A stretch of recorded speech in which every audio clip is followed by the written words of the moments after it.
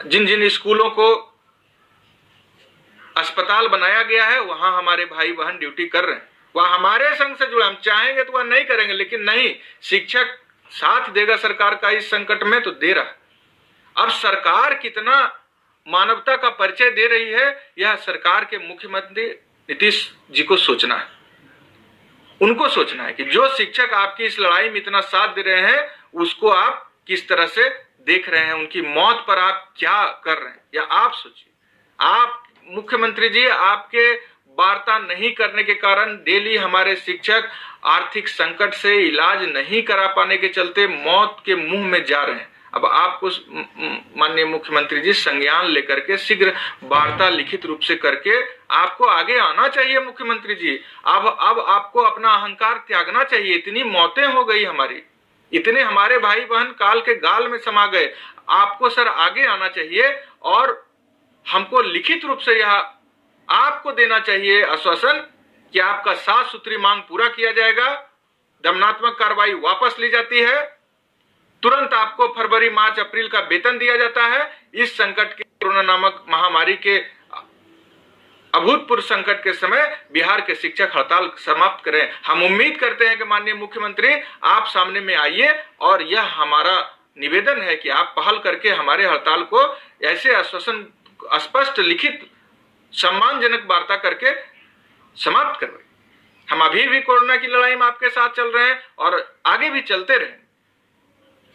और अगर ऐसा नहीं होता है मुख्यमंत्री महोदय, तो 5 मई, 3 मई को अगर आपने लॉकडाउन समाप्त किया तो 5 मई को राजभवन के सामने 5 लाख शिक्षक अपने परिवार के साथ आएंगे और आपसे वार्ता करेंगे।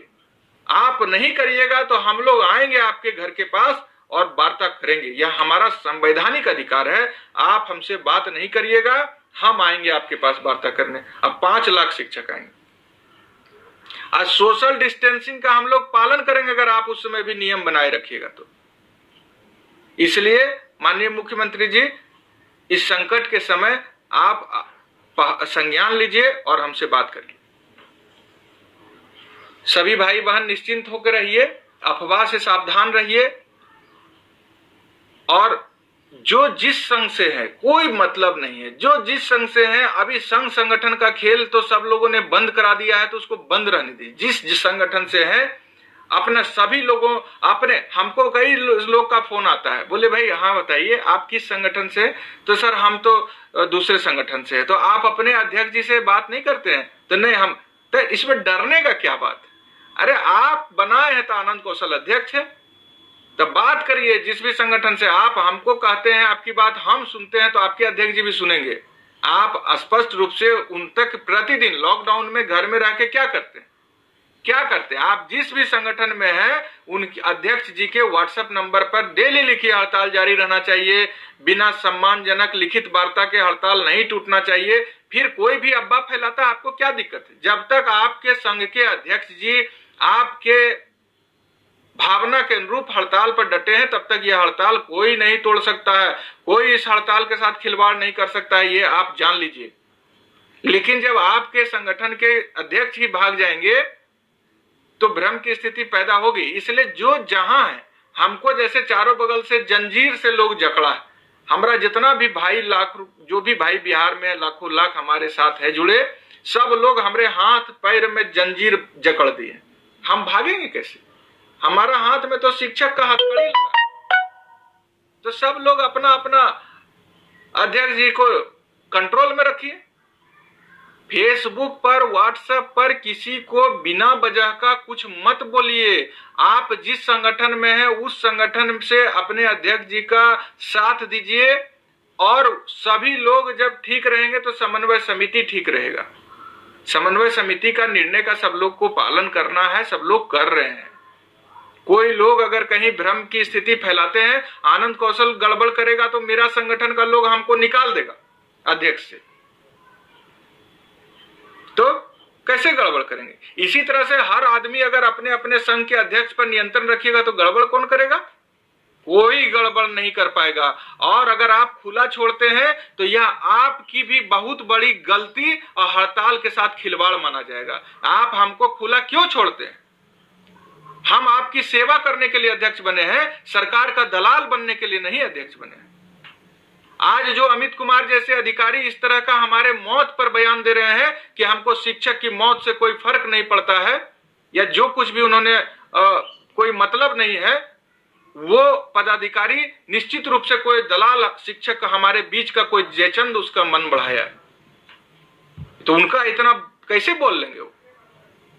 तो हम लोगों को अपने बीच के जयचंद को खोजते रहना है, उनको सोशल मीडिया पर सबक सिखाते रहना है, और जो अच्छा काम करते हैं उनका हौसला बढ़ाते रहना है, और सभी संघ के लोगों को सम्मान दीजिए।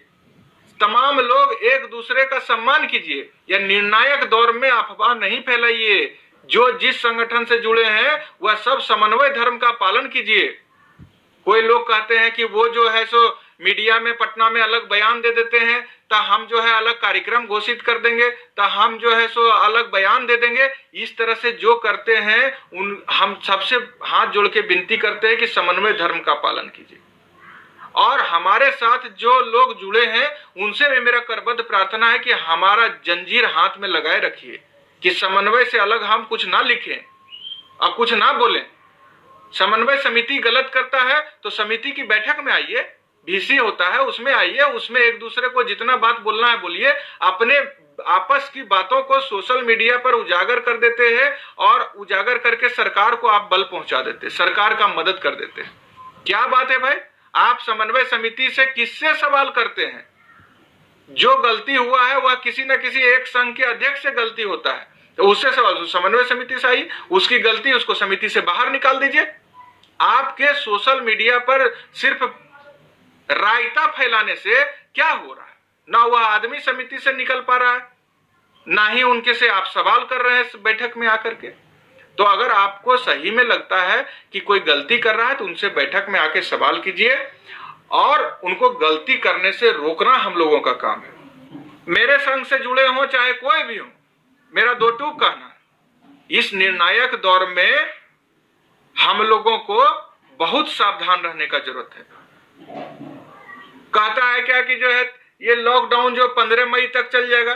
भाई नीतीश कुमार जी आपके कान में मंत्र पड़ दिए। देश के प्रधानमंत्री ने कहा कि लॉकडाउन 3 मई तक जाएगा, तो हम लोग तो वही मान रहे हैं। आप बहुत बड़े विद्वान हैं, तो फिर जो है फेसबुक पर अपना जो हमारे भाई गुजर रहे हैं उनका फोटो लगाकर क्या दिखाना चाहते हैं?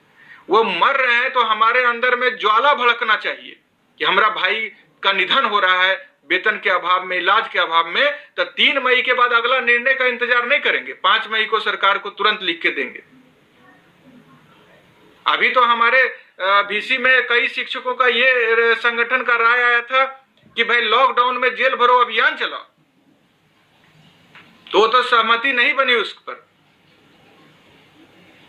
हमने राय दिया कि जो लोग भी सुझाव दिए ठीक है, लेकिन लॉकडाउन में महामारी एक्ट का भी पालन करना है, तो महामारी अधिनियम का उल्लंघन करने पर भी एक केस दर्ज होगा, उसके बाद आपके ऊपर जो और केस दर्ज होगा तो हमने कहा कि ठीक है, अगर सब लोग का सुझाव है लॉकडाउन में ही जेल भरो अभियान चलाइएगा, तो उसमें सबसे पहले आनंद कौशल जैसे अध्यक्ष जो है प्रथम चरण में वो जेल जाइए, और महामारी कानून के तहत एक मुकदमा जो होगा वो सबसे पहले हम जैसे अध्यक्ष झेलिए। क्योंकि हमारे संगठन का यह निर्णय है कि जब जेल जाना होगा तो सबसे पहले राज्य का अध्यक्ष जाएगा। आम शिक्षक को हमारा संगठन कभी भी यह नहीं निर्णय लेता है कि उसको झोंक दीजिए आंदोलन के भट्टी में। आंदोलन के आग में अगर कोई कुर्बान होगा तो सबसे पहले आनंद कौशल होगा, क्योंकि वह राज्य का अध्यक्ष है। और 18 जुलाई 2019 को समन्वय समिति के आंदोलन में जेल जाकर हमने दिखाया कि संगठन का निर्णय है आम शिक्षक नहीं। अगर जेल जाने का नौबत आएगा अपने आंदोलन को बचाने के लिए, शिक्षकों के सम्मान को बचाने के लिए, बहनों की मान को बचाने के लिए, तो संघ का अध्यक्ष सबसे पहले जाए। तो हमने कहा जेल जाना है। अगर सरकार बात नहीं सुन रही चलिए, लेकिन इस लॉकडाउन का जिस तरह से देख लीजिए, अभी मछली पार्टी शिक्षा मंत्री किए तो उसके जो है सो SDO DSP साहब पर और BDO साहब पर और सीओ साहब पर, सब पर जो है सो ये महामारी एक्ट के तहत मुकदमा दर्ज किया गया। तो हमारा आंदोलनात्मक मुकदमा अलग होता है, यह महामारी एक्ट का उल्लंघन करने पर एक मुकदमा, तो ठीक है ना, हमको दुख है, हम करेंगे। तो सबसे पहले हमारा बीसी में प्रस्ताव था कि राज्य के अध्यक्ष जो है आनंद कौशल है, वह सबसे पहले प्रथम चरण में जेल जाएगा और हम अपने संघ का बागडोर अपने संघ के महासचिव के हाथ में देंगे। हम ही चला सकते हैं संगठन, क्या कुछ लोग कहेंगे कि अध्यक्ष जेल चला जाएगा संगठन के? अरे संगठन अध्यक्ष से चलता है। हमारे सम्मानित महासचिव आदरणीय रामचंद्र राय हैं, हम जेल में रहेंगे, वो बागडोर संभालेंगे। लेकिन आम शिक्षकों को ऐसे समय में झोंक देना, वह उसके हम कतई समर्थक नहीं। जेल जाना है, अगर सरकार को विरोध जताना है तो आनंद कौशल जाएगा जेल में। ये हमारा सुझाव दिया गया था, तो उस पर सहमति नहीं बनी, और सहमति नहीं बनी तो जेल भरो अभियान नहीं हुआ, उसका घोषणा। फिर हम लोगों का बैठक 28 अप्रैल को है।